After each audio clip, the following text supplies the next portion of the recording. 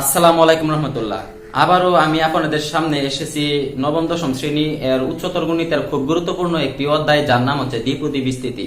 আজকে আমি আপনাদের সাথে আলোচনা করব দ্বিপদী বিস্তৃতি এর আঙ্গিকে খুব গুরুত্বপূর্ণ কয়েকটি ক্রিয়েটিভ কোয়েশন, যেগুলো কিনা প্রতি বছরই বোর্ড পরীক্ষার মধ্যে আসে। তো চলো শুরু করি।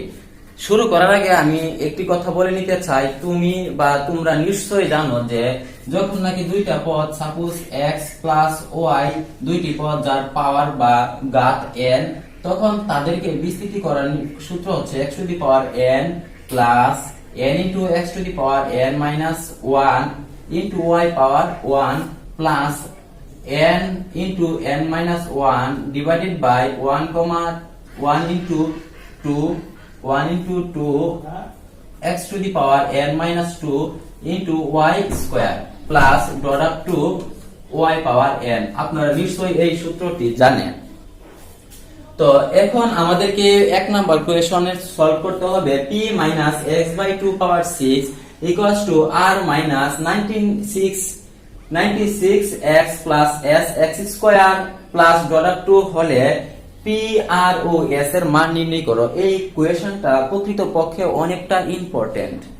তো এখন এটাকে সমাধান করতে হলে আমরা এরকম করতে পারি, আমরা লিখতে পারি এখানে P minus x by 2 power 6, এটাকে দ্বিপদী বিস্তৃতি করলে দেখো এটাকে মনে মনে তুমি বিবেচনা করবা x, এটাকে বিবেচনা করবা y, আর এখানে 6 হচ্ছে n এর মান। তাহলে উক্ত যে সূত্রটি, এই সূত্রের আঙ্গিকে তোমরা লিখবা। তাহলে লিখতে পারো p power 6 plus n, n means that 6 into x হচ্ছে p পাওয়ার, দেখো 6 থেকে যদি 1 চলে যায় তাহলে থাকে 5, তার মানে তুমি এখানে লিখতে পারো 6 into p power 5 into minus x by 2 power 1 plus 6 5 1 2 into p power 4 plus minus x by 2 power 2 plus তুমি লিখতে পারো যে কত পদ পর্যন্ত বিস্তৃতি করো, আমাদেরকে এরকম কোনো ওয়ে দেওয়া নাই, সমস্যা নাই, আমরা আরেকটা পদ বিস্তৃতি করি। তাহলে এখানে আমরা লিখতে পারবো যে p পাওয়ার 3 ইনটু 6 অথবা 6 5 4 divided by 1 2 3 into x to the power or power 3 into minus x by 2 power 3 plus dot of 2 এরকম আছে। তাহলে এটাকে যদি আমরা আর একটু ভেঙে বার একটু ছোট করতে চাই, তাহলে এখানে আমরা লিখতে পারি p পাওয়ার 6 প্লাস 6, দেখো প্লাসে মাইনাসে এখানে হয়ে যায় মাইনাস, তাহলে 6p পাওয়ার 5 এখানে আছে x ডিভাইডেড বাই 2, তাই না? আচ্ছা, আর এখানে আমরা লিখতে পারি, দেখো যে কোন একটি ঋণাত্মক চিহ্নের উপরে বা ঋণাত্মক সংখ্যার উপরে যদি পাওয়ার জোড় হয় তাহলে ওই ঋণাত্মক চিহ্নটি হয়ে যায় ধনাত্মক। এখন আমরা এককে যদি ক্যান্সেল আউট করি, এখানে লিখতে পারি 3 আর নিচে হয়ে যায় plus 15p power 4 x square divided by এখানে হয়ে যায় 4 মাইনাস এখানে আমরা এতটুকু অংশ ক্যান্সেল আউট করতে পারি। তাহলে এটা ক্যালকুলেট করলে এটা হয়ে যায় 4 5 20 p cube divided by x cube, এখানে হয়ে যায় 2 কিউব মিন্স দ্যাট 8, এরকম হয়ে যায়। বুঝতে পারছো? আচ্ছা, এখন আমরা এটাকে ইচ্ছা করলে আরেকটু ছোট করতে পারি, যেমন এটাকে যদি আমরা 4 দিয়ে কাটি তাহলে এখানে হয়ে যাবে 5 আর এখানে হয়ে যাবে 2। সুতরাং আমরা দেখো একটা বিষয় লক্ষ্য করে, এখানে p minus x by 2 power 6 equals to তুমি পেয়েছো এত, এই মানটি পেয়েছো। আবার আমার কাছে প্রশ্নের মধ্যে দেওয়া আছে p minus x by 2 power 6 equals two এত, মানে a ইকুয়ালস টু যদি b হয় আর b সমান সমান যদি c হয়, তাহলে কি আমরা বলতে পারি না a ইকুয়ালস টু c? মানে এখানে এরকম ঘটনা যদি বিবেচনা করো a ইকুয়ালস টু b, আবার a ইকুয়ালস টু পেয়েছো তুমি c, সুতরাং তুমি b ইকুয়ালস টু c লিখতে পারো না? অবশ্যই পারো। তাহলে তুমি যদি এখানে লিখতে চাও তাহলে তুমি এখানে লিখতে পারো যে শর্ত মতে p6 minus 6 by 2 পাওয়ার এটাকে যদি তুমি ক্যান্সেল আউট করে দাও 3 লিখতে পারো, তাহলে আরো ছোট হয়ে যায়। তাহলে 3 power p power 5x plus 1 5 divided by 4 p power 4x square minus 5/2 p cube x cube equals to, তুমি কি লিখতে পারো? তুমি লিখতে পারো এই মানটা। তাহলে এখানে যদি তুমি লিখো r minus 96x plus s x square. বুঝতে পারছো? আচ্ছা, এখন এরকম অঙ্কগুলোর ক্ষেত্রে তার যে আনসার, এই একুরেট আনসারটা বের করার জন্য আমাকে একটু এক্সট্রা কাজ করতে হবে, এটা হচ্ছে সমীকৃত করা। তোমরা নিশ্চয়ই জানো বা বুঝো সমীকৃত কিভাবে করতে হয়। তাহলে আমরা লিখব উভয় পক্ষ হতে x x স্কয়ার ও ধ্রুবক সমীকৃত করে পাই। ধ্রুবক এর সহগ সমীকৃত করে পাই, আমরা এই অংশটি লিখতে পারি। আচ্ছা, সমীকৃত এর অর্থ কি? সমীকৃত অর্থটা হচ্ছে, সাপোজ ধরো কোন একটি রাশি, এই রাশির মধ্যে সাপোজ এখানে ধরো 32x আছে। এই 32x থেকে যদি তুমি x এর সহগ সমীকৃত করো, এর মানে হচ্ছে তুমি এখান থেকে x কে বাদ দিবা। x কে বাদ দিয়ে তুমি কি পাও? তুমি পাও 32। অর্থাৎ এখানে এর মানে হচ্ছে যে 32x বা 32x কে যদি তুমি x এর সহগ সমীকৃত করো, তার মানে তুমি এখানে লিখতে পারো 32। ওকে, ফাইন। তাহলে এখানে যদি তুমি একে একে সহগ সমীকৃত করো, তাহলে তুমি কি পাও? প্রথমত আমরা এখানে x সমীকৃত করব। তাহলে দেখো তো এই অংশ এবং এই অংশের মধ্যে কোথায় x আছে? তাহলে দেখো এখানে 3p পাওয়ার 5 ইন x, আবার এখানে আছে 96x। তাহলে তুমি এখানে নিশ্চয়ই লিখতে পারো, দেখো যে তুমি লিখতে পারো minus 3p power 5 equals to 96, তাই না? হ্যাঁ, যদি তাই হয় তাহলে তুমি এখানে এটাকে মাইনাসে মাইনাসে ক্যান্সেল আউট দিতে পারো। তাহলে তুমি এখানে লিখতে পারো যে p power 5 equals to 96 divided by 3, এরকম। তাহলে p পাওয়ার 5 ইকুয়ালস টু তুমি লিখতে পারো 32, ক্যান্সেল হয়ে যায় 32। তাহলে এই 32 কে তুমি কিভাবে p এর মান নির্ণয় করবা? তোমরা নিশ্চয়ই জানো যে p পাওয়ার 5 ইকুয়ালস টু 3 পাওয়ার 5, অর্থাৎ 2 two the power 5 equals two 32। তাহলে উপরের 5 কাটা, তাহলে এখানে পাচ্ছ তুমি p ইকুয়ালস টু 2। বুঝতে পারছো?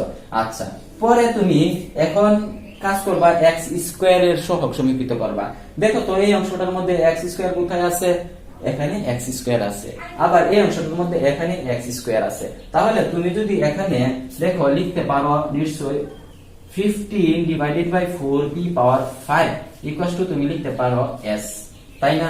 তাহলে এখানে হয়ে যাবে তোমার 15 ডিভাইডেড বাই 4 ইনটু p এর মান কত? p এর মান পেয়েছো তুমি 2, তাহলে এখানে 2 বসিয়ে দিলা, আর উপর আছে পাওয়ার 4 ইকুয়ালস টু s। সুতরাং দেখো এখানে 2 টু দি পাওয়ার 4 এর মানে হচ্ছে 16। তাহলে তুমি এখানে লিখতে পারো 15 ইনটু 16 ডিভাইডেড বাই 4। এটাকে তুমি লিখলে এরকম লিখতে পারো, ঠিক আছে? তাহলে 4 পন্ডং কত? 4 পন্ডং হচ্ছে 60, সুতরাং s ইকুয়ালস টু 60। বুঝতে পারছো? আচ্ছা, যদি এটাও বুঝে থাকো, এখন আমরা ধ্রুবকের সহগ সমীকৃত করব। এখানে দেখো তো ধ্রুবক কত?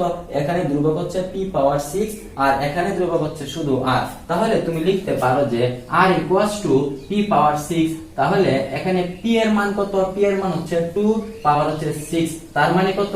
তার মানে এটা ক্যালকুলেট করলে 2 টু দি পাওয়ার 6 এর মানে হচ্ছে 64, মানে 64। তাহলে সুতরাং আমরা পেলাম, আমরা r এর মান p r s এই সবগুলোর মানই আমরা পেলাম। বুঝতে পারছো এই ম্যাথগুলো করার নিয়ম?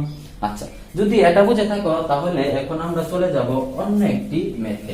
দেখো 2 নাম্বার ম্যাথের মধ্যে লিখে রেখেছি k - x/3 পাওয়ার 7 এর বিস্তৃতি করলে k কিউব এর সহগ হয়ে যায় 560।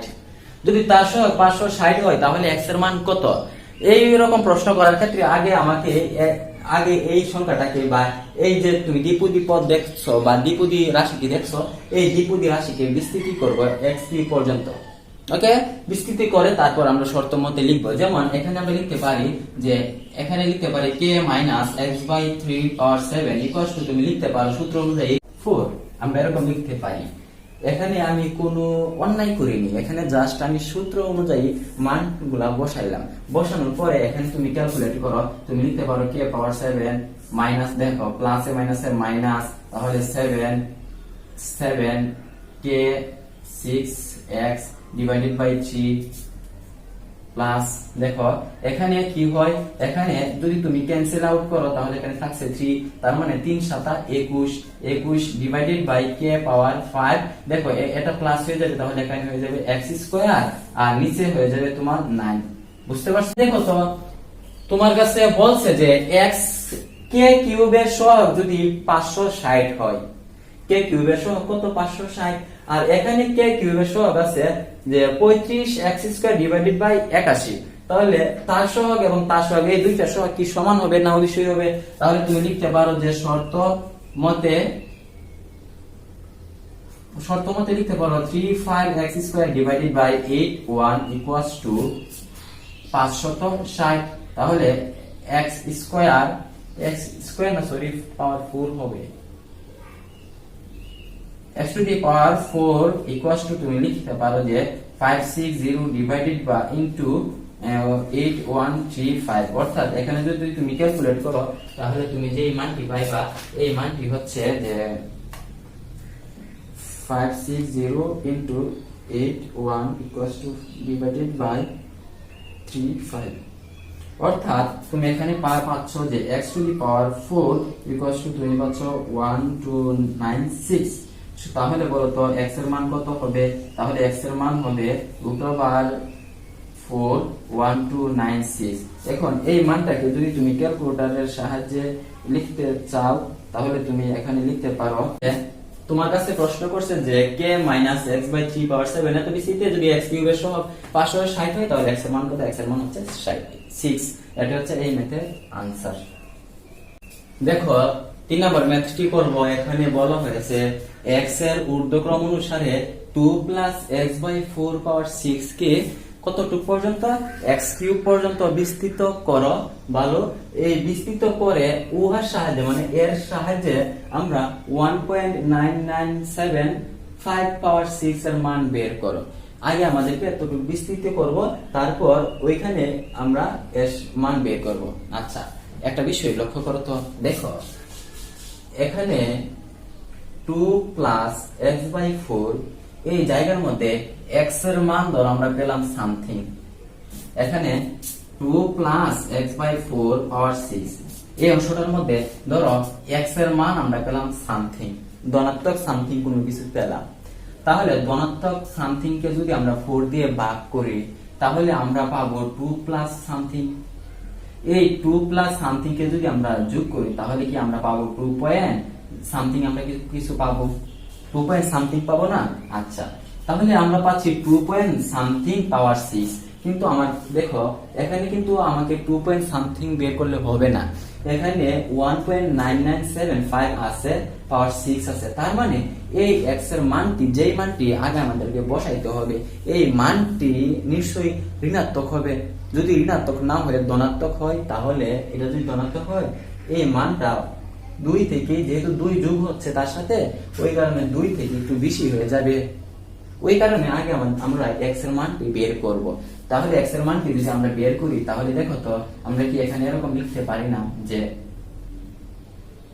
এখানে আমরা অটোমেটিক্যালি লিখতে পারি 2 + x by 4 power 6 equals to 1.9975 power 6, তাই না? তাহলে এই উপরের 6 ক্যান্সেল আউট হয়ে যায়, তাহলে x বাই 4 ইকুয়ালস টু লিখতে পারো 1.9975 মাইনাস 2। তাহলে x ইকুয়ালস টু তুমি পাবা -0.01। তাহলে অবশেষে তুমি কি পেলা? তুমি পেলা যে x ইকুয়ালস টু -0.01। বুঝতে পারছো? আচ্ছা, যদি এই অংশটুকু বুঝে থাকো তাহলে এখন আমরা এই অংশটুকুকে অতি সহজে বিস্তৃত করতে পারি। আমরা লিখতে পারি এখানে দেখো 2 + x by 4 power 6 equals to আমরা লিখতে পারি যে 2 পাওয়ার 6, আমরা লিখতে পারি 2 পাওয়ার 6। ওকে, 2 পাওয়ার 6 লিখতে পারি plus 6 into 2 power 5 into x by 4 power 1, আবার লিখতে পারি plus 6 5 1 2, 6 5 1 divided by 1 2 into 2 power 4 into x by 4 power 2। আমাকে বলছে x কিউব পর্যন্ত, তাহলে x কিউব পর্যন্ত বিস্তৃত করলে আমরা আরো লিখতে পারি 6 6 5 7 divided by 1 2 3 into 2 power 3 into x by 4 power 3 plus dot of 2। তাহলে এখানে আমরা x কিউব পর্যন্ত বিস্তৃত করলাম। বিস্তৃত করার পর এখানে দেখো 2 পাওয়ার 6 আছে, এই 2 পাওয়ার 6 কে আমরা কি লিখতে পারি, আমরা লিখতে পারি এখানে 64, আমরা লিখলাম 64। আর এটা হচ্ছে যে দেখো এখানে লেখা আছে যে 6 ইনটু 2 পাওয়ার 5, 2 পাওয়ার 5 মানে হচ্ছে 32, 32 ইনটু 6, এই দুইটাকে তুমি ক্যালকুলেট করবা, ক্যালকুলেট করে ভাগ দিয়ে দিবা, তাহলে তুমি লিখতে পারো যে 48 দেখো প্লাস 48 ডিভাইডেড 48 x একসাথে আমরা লিখে ফেললাম, হ্যাঁ, প্লাস এখানে ক্যান্সেল আউট হয়ে যায় তোমার দেখো 3, বুঝতে পারছো, এখানে আছে 8, তাহলে তুমি এখানে পাচ্ছ দেখো ক্যালকুলেট যদি করতে চাও তাহলে একসাথে ক্যালকুলেট করে ফেলো, 3 4 12, এখানে সরি এখানে হচ্ছে 16, 3 16 48, 48 এর 16 দিয়ে ভাগ করলে সরাসরি হয়ে যাবে 4x স্কয়ার, বুঝতে পারছো, এটা হয়ে যাবে 4 সরি এটা 4 হবে না,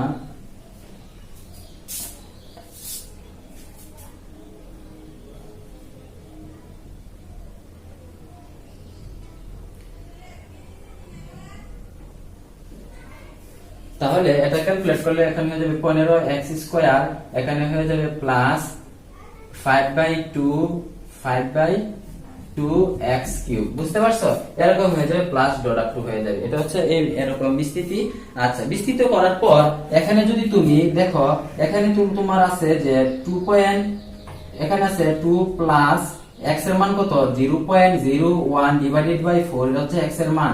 আর এই মানটা কি, মানটা যেহেতু মাইনাস এর, সুতরাং প্লাসে মাইনাসে কি হয়ে যায়, প্লাসে মাইনাসে মাইনাস হয়ে যায়। আচ্ছা, এরকমটা করার পর তুমি 2 মাইনাস 0.01 ডিভাইডেড বাই 4, এখানে তুমি x এর মান 0.01 যেহেতু বসাইছো, প্রত্যেকটার মধ্যে তোমাকে তা বসাইতে হবে। তাহলে 48 ইনটু মাইনাসের 0.01 প্লাস 15 ইনটু 0.01 এত স্কয়ার প্লাস 5/2, সরি এখানে হয়ে যাবে 0.01 এত পাওয়ার 3,